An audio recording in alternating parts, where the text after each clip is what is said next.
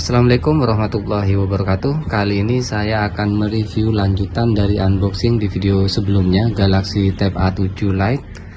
Dan untuk book covernya sudah saya buka kayak gini. Kalau di video sebelumnya saya gak sempat untuk membuka book covernya ini. Ini sudah saya buka dan sudah saya gunakan beberapa hari untuk melihat enak atau enggak untuk yang edisi A7 Lite nya ini. Dan book covernya ini ada magnetnya. Nah, jadi kayak gini dia, ada magnetnya. Untuk bahannya sendiri di sini bahannya bagus dia, enggak sidik jari itu enggak bekas. Dan untuk handphonenya sendiri, tabnya maksud saya, selama penggunaan yang panas itu di bagian sini. Kalau main game itu yang panas di bagian sini, dan tidak terlalu panas sih sebenarnya, hanya hangat aja di bagian sini. Ini kalau main Mobile Legends sama Free Fire, di bagian sini yang panas. Terus kalau di bagian tengah ini plastik, tapi kalau di bagian samping di skatnya ini baru aluminium. Yang di sini nih berbeda, yang ini kerasa plastik memang. Dan saya akan coba nyalakan. Di sini saya coba nyalakan. Nah, ini sudah saya gunakan dan sudah saya install beberapa aplikasi. Salah satunya AIDA 64. AIDA 64 untuk sistem Samsung, modelnya SMT225, papan OT8 GTA 7 Lite perangkatnya, dan perangkat kerasnya MT8768. RAM-nya 3 GB, RAM total 2760 yang terbaca ini. RAM tersedia sisanya 1134, dan total ukuran penyimpanan internal tersisa 22,15 GB. Ini dia total ukuran penyimpanan internal tersedianya, sisanya ini tinggal 11,66 GB. Untuk CPU masih iklan. Nah, CPU-nya kayak gini. Barangkali ada yang butuh seperti apa di bagian CPU-nya. Terus untuk layar ada 8 core di sini. Layar, resolusi layar 18 x 1340. Ukuran diagonal layar 7,98 inci. Kepadatan pixelnya 196 kerapatan pixel, dan refresh rate-nya 60 Hz. Posisi orientasi defaultnya portrait. Jaringan GSM, saya pakai kartu Tri di sini. Baterainya sendiri di sini Li-ion 4387 mAh ukuran saat ini. Kapasitas yang dilaporkan di Androidnya 4980 mAh. Dan untuk baterainya sendiri ini kalau pemakaian normal tanpa bermain game itu kurang lebih 3 hari. Tapi kalau sambil main game, tapi tidak terlalu sering, setiap 1 jam sekali atau kayak gimana, ini dia bisa bertahan kurang lebih 1,5 hari. Nanti saya kasih tahu bagaimana di aplikasi bawaannya itu sudah ada recordnya, lognya. Versi Androidnya 11, tingkat API 30, dan di sini perangkat telah di root tidak, dan beberapa parameter yang lainnya. Mungkin ini bisa dibuat acuan jika ingin membeli Tab A7 Lite nya ini. Resolusi kamera belakang 8 megapiksel, depannya 2,1 megapiksel. Ada zoom didukung, zoom halus tidak. Saya nggak bisa bahas keseluruhan sih sebenarnya ini, karena saya cuma nyoba untuk kuat apa enggak jika saya membuat aplikasi pakai tab ini. Udah, ini aja sih sebenarnya udah. Terus untuk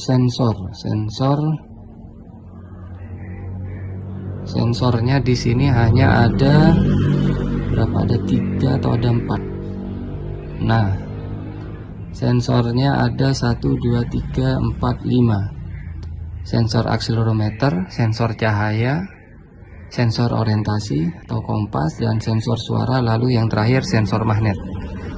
Jadi di sini ada sensor magnetnya. Sensor orientasi. Dan untuk layarnya sendiri, kalau menurut saya ini dia tidak terlalu sensitif. Kadang iya, kadang enggak. Ketika saya gunakan untuk gambar, ada permainan juga. Saya coba langsung gamenya aja ya.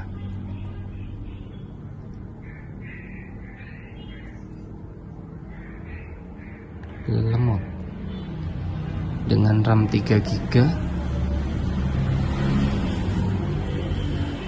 Oke, di sini saya coba Free Fire, masih ada updatean terbaru. Dan ketika main Free Fire ini, karena mungkin saya biasa gunakan handphone yang di atas RAM-nya 3 GB, kerasanya gak enak lah, mainnya itu gak enak. Selain layarnya ini tidak terlalu sensitif, kadang kena kadang enggak. Apa karena belum terbiasa?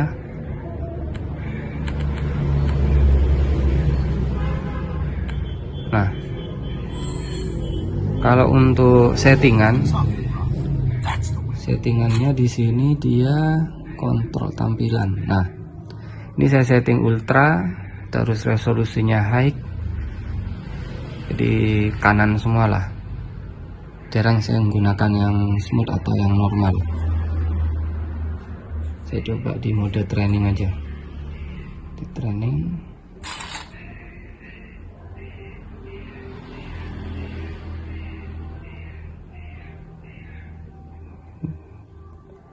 Jadi kalau yang belum biasa main menggunakan tab ini agak sulit. Kalau untuk game PUBG saya belum coba karena ya RAM-nya cuma 3 GB. Jangan terlalu berharap banyak, kecuali iOS. Kalau Apple beda cerita.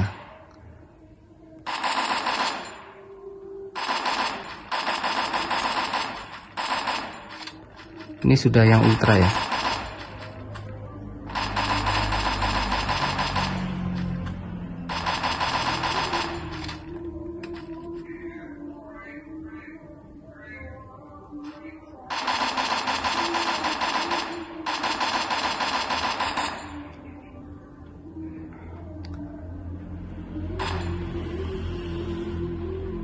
Dan untuk screen protectornya ini mendingan dibelikan yang gel, jangan yang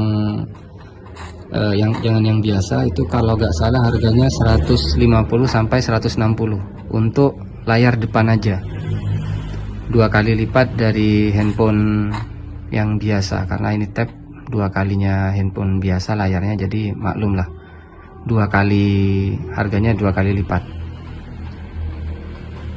Jadi kalau untuk FF ini aman, dan untuk Mobile Legend juga aman juga kalau yang saya gunakan.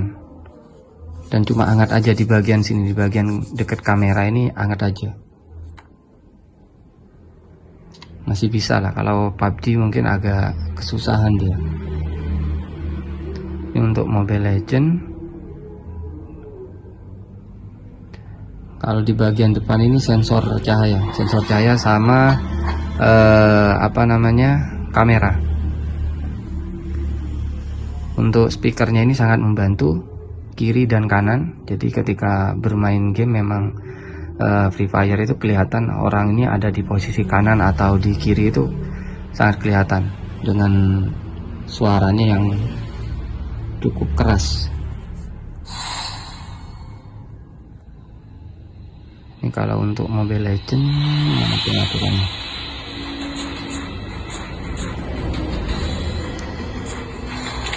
Nah, suara kontrol dasar tinggi, kamera aktif. Ini udah pengaturannya kayak gini.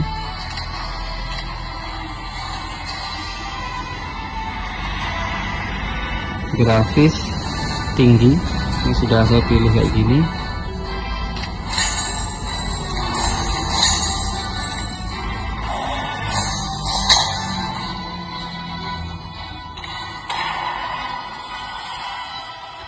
Kalau Mobile Legends ini ya normal sih, kalau mainnya normal biasa aja, jarang ada masalah.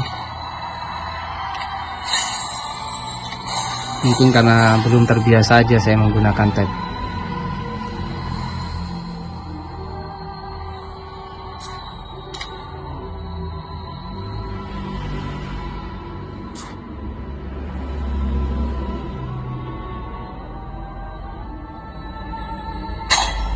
Gak masuk ya.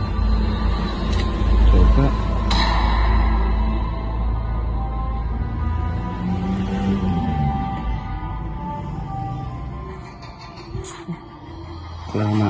Kelamaan. Jaringannya kayak enak ini. Terus apa lagi ya? Kalau untuk pengaturan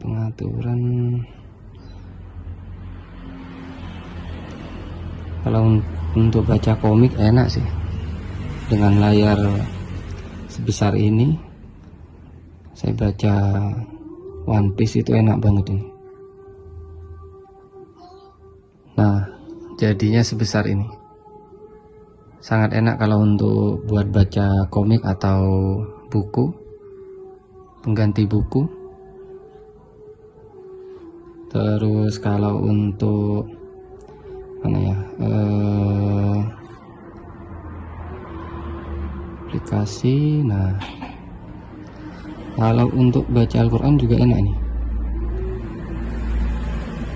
Nah, jelas sudah ada sama artinya. Terus kalau untuk di pengaturan kalau untuk baterainya di sini, penyimpanan baterai, batas penggunaan, pengaturan baterai lainnya. Nah, di sini ya, lindungi baterai untuk memperpanjang masa pakai baterai, batasi pengisian daya maksimum ke 85%. Perhatikan bahwa akan memperlihatkan 100 saat daya terisi 85%. Jadi karakter dari baterai lithium sendiri ketika dia mencapai 100%, dia akan terbaca satu kali pengisian. Jadi di sini sebelum mencapai 100, jadi di 85%, dia akan dianggap 100 untuk memperpanjang umur baterai. Berbeda dengan baterai lithium, baterai NIM atau baterai nicat, itu memang harus benar-benar di 100 sampai ke 0. Soalnya ada memori efek. Kalau yang di baterai lithium memang sudah sangat sedikit memori efeknya.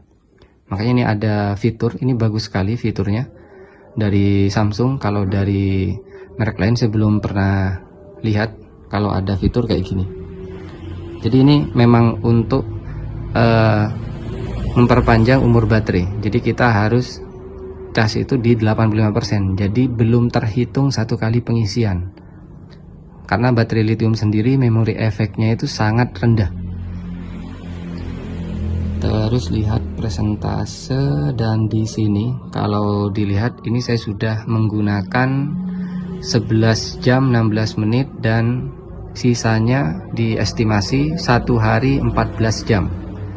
Jadi kurang lebih 2 harian lah jika saya menggunakan sambil main game, terus cat atau yang lainnya. Kalau pemakaian normal malah bisa 3 harian ini. Ada mode hemat dayanya juga di sini. Penyimpanan dan perlindungan ini sudah semacam ada antivirusnya lah di sini. Kunci layar, dan untuk respon ini buka layar pakai pola wajah ini cukup cepat, walaupun cahaya redup ini cukup cepat untuk smart locknya.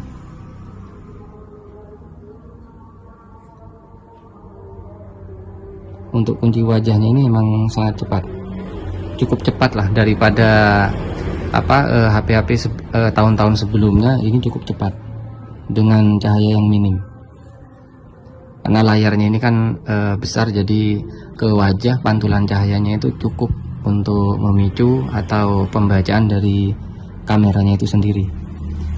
Dan biasanya saya juga gunakan untuk serial monitor jika biasa menggunakan microcontroller.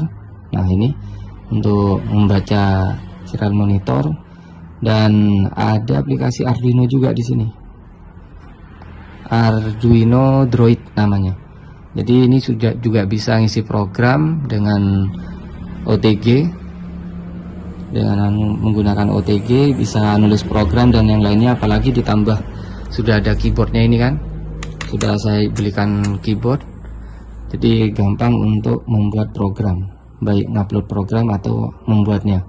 Kalau untuk membuat aplikasi Android itu bisa menggunakan MIT App Inventor langsung dari websitenya di Chrome, pakai Chrome atau pakai browser bawaannya sendiri.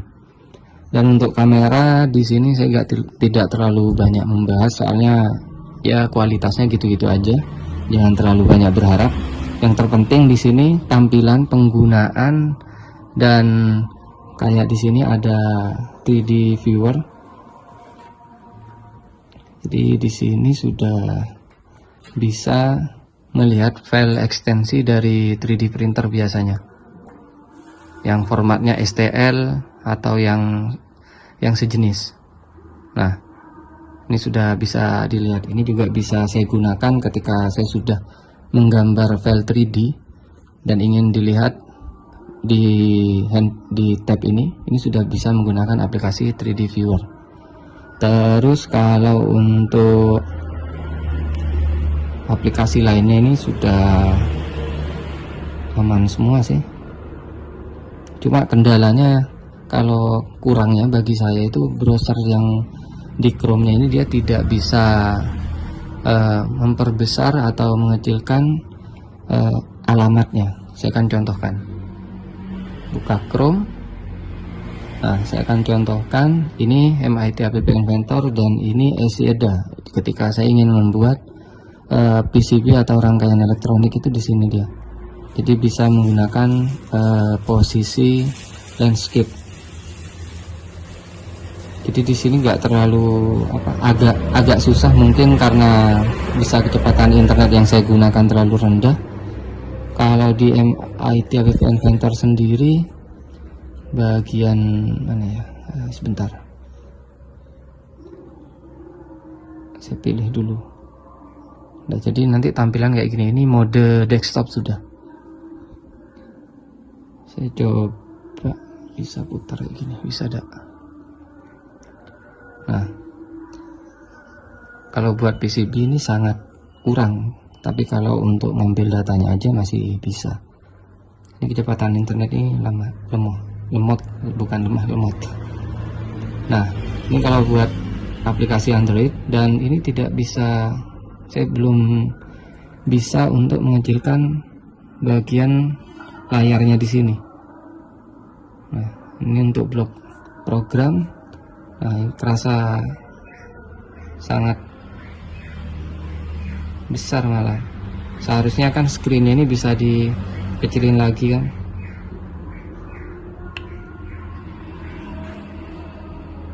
Kalau udah ada mouse dan keyboardnya di sini, ini mantap. Kalau kayak gini nih dia. Tinggal maksimalin penggunaan. Jadi yang kurang di sini saya masih belum tahu caranya untuk mengecilkan ukuran browsernya di sini, karena di sini nggak ada. Biasanya kan kalau di laptop itu ada di bagian sini, untuk zoomnya itu ada, jadi lebih enak. Yang di PCB ini agak susah saya. Terus apa lagi ya, untuk mode anak. Nah, mode anak di sini Samsung Kids di sini ini sangat bagus. Nah, karena ketika ingin keluar dia minta password.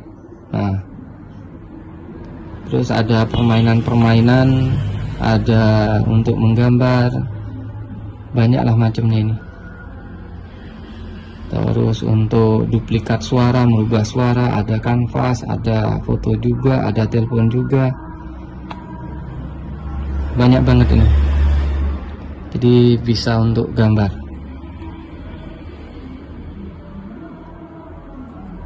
Jadi kurangnya itu aja sih. Kurangnya kalau menurut saya itu kurangnya RAM-nya aja kurang besar. Kalau baterai sudah cukup. Bagi saya baterainya sudah cukup dengan harga segini. Dan apa lagi ya? Kalau ada kartunya yang 2 itu malah lebih enak. Kalau ada 2 kartu. Dan ini pasangnya ini kayak gini dia. Saya pasang dulu. Nah, ini sudah kepasang.